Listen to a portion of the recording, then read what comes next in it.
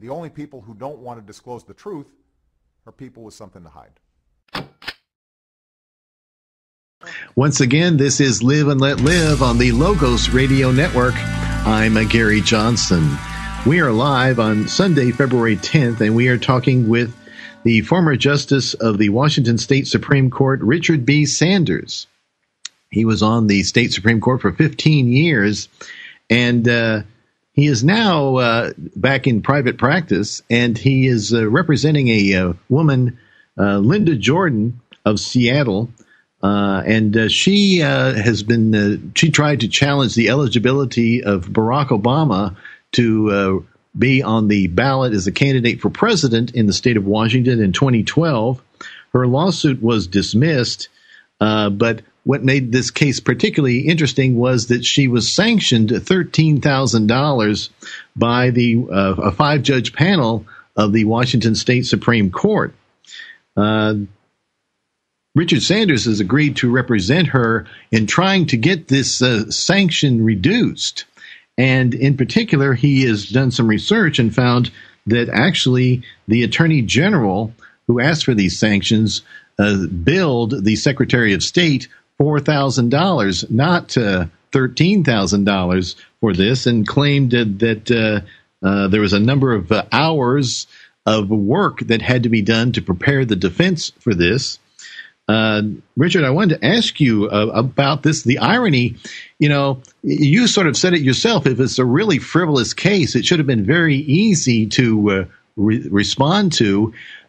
Isn't the fact that they admit that they spent so many hours preparing a defense a suggestion that maybe the case was not so frivolous? Yeah, well, that's occurred to me. I mean, if a case is really frivolous, it means that you have no argument that's meritorious whatsoever. It would seem like you could file a one-sentence motion to dismiss, and that would be granted, and that would be the end of it. If I were representing an insurance company, like Allstate Insurance Company, and I charged them $13,000 to dismiss a frivolous appeal, I think that's the last time I'd see that client. So, right. Well, that's very interesting. I want to go a little bit into this, your concern that you thought it was improper for the State Attorney General's office to imply this $13,000 figure, which you feel is greatly inflated. Does Linda Jordan have some sort of recourse? Can she, file a complaint with some ethics commission or against the Attorney General's office, or can she sue because they besmirched her, or beyond getting it reduced? Well, what can she do? I think that dishonesty in the course of litigation is an ethical violation. Now, whether this rises to the level of dishonesty, I don't know.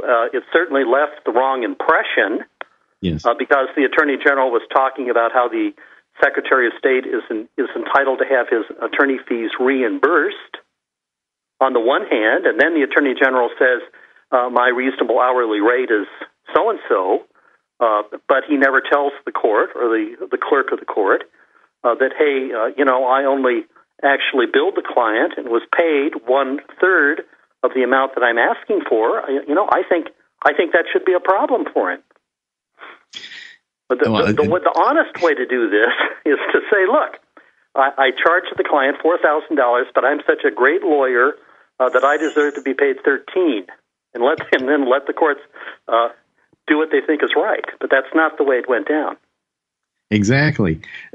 Now, we're sort of assuming that the $13,000 figure is way too big, and the $4,000 figure is more reasonable, but. Walt sort of raised this question. The Attorney General's already paid by the taxpayers. I mean, can the $4,000 figure be questioned? Well, I think you're right. I think government lawyers are already paid by the taxpayers, and that this is some sort of a shell game. Mm-hmm. But on the other hand, there seems to be a lot of precedent, and that this is the way it works, and that government lawyers are entitled to get an award of reasonable attorney fees under certain circumstances, and they're not barred from seeking that award because they're really being funded by the taxpayers. So I think what you proposed would be a better rule, frankly, but that is not the rule as I understand it. Okay. Let me ask you a couple of detailed questions about the Linda Jordan case. And I know that you got into the case late, but some of the things that Walt raised an issue here that I want to follow up on, and that is that you said that the Secretary of State took the position that the Democratic Party had certified that Barack Obama was their nominee and was qualified. But looking at the paperwork in the case, I noticed that Linda Jordan raised the issue that this was some kind of provisional certification, and it was kind of rushed because the deadlines are kind of, I want to say, odd in that they've been moved back for printing the ballots. They've been moved back by literally the MOVE Act, which has to do with letting the military vote, so early that there was almost an overlap between the time that Obama was actually nominated at the Democratic Convention and the printing of the ballots. Is this issue about the provisional certification as opposed to, I guess, an actual certification, is that important or what? Well, obviously, the trial court did not think it was important, and neither did the Supreme Court. Mm-hmm. I think that, you're kind of reaching for it there. Uh-huh. Okay. Another issue that Linda Jordan raised was that she did not get a hearing, that they just dismissed her case and she didn't get a hearing. What about that? Well, at the Superior Court level, she got a hearing. She was there. The judge made an oral decision. In the Supreme Court, it's done mostly by paperwork. There are not very many hearings. So only if your case is going to be decided on the merits will you have an oral hearing. But this was dismissed far short of that. So she didn't get a hearing, but she had an opportunity to submit paperwork to the Supreme Court. That's the way they do business. I mean, it could be different, but that's the way it is. I'm not offended by that procedure. Okay. You are representing her. How did you end up representing her? Well, the old-fashioned way. She called me up and asked me. Well, that's good. After all these other lawyers had turned her down. Yes, right. Okay, well, she's lucky to find you. So what do you, I don't know if you want to answer this question, but I will ask you anyway. What do you think is going to happen?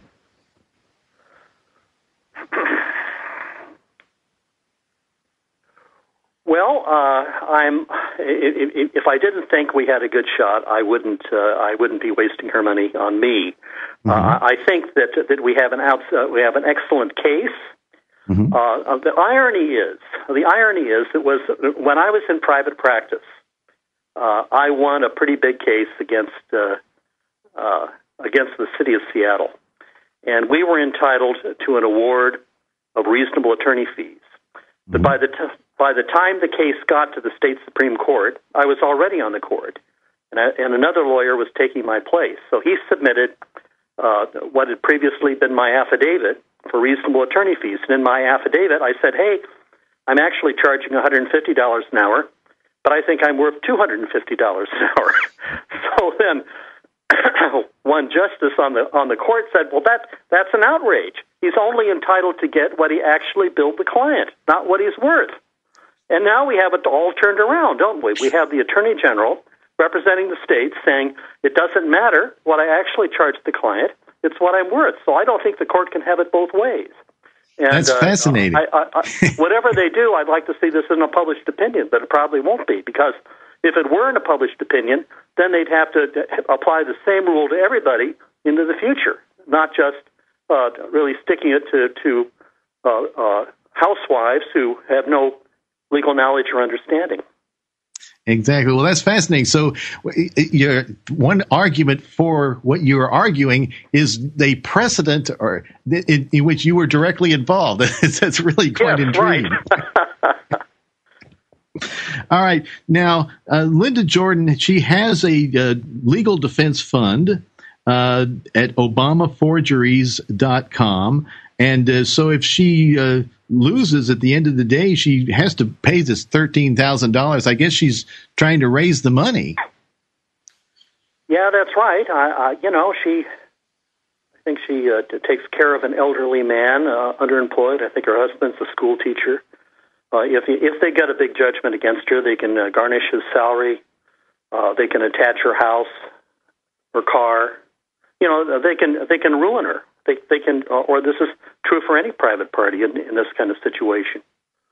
Whereas if you take a judgment against the state or the government, they don't care. They've got plenty of money. They have endless money from the taxpayers. So it's not an even playing field when it comes to these kinds of awards. They have our money, indeed. Justice Sanders, I really appreciate talking with you on this program. We'll have to have you on again sometime because I didn't expect to actually spend the whole hour talking about this case. I wanted to talk to you about your writings and your opinions about unpublished opinions and other issues which you have spoken about publicly. But I thank you for being with us here on Live and Let Live. Great. I really enjoyed it. Thanks a lot. We've been talking with Richard B. Sanders, former justice of the Washington State Supreme Court. His website is www.justicesanders.com. Also, if you want to check up on Linda Jordan of Seattle, her website is www.obamaforgeries.com. You're listening to Live and Let Live on the Logos Radio Network. I'm Gary Johnson. The only people who don't want to disclose the truth are people with something to hide.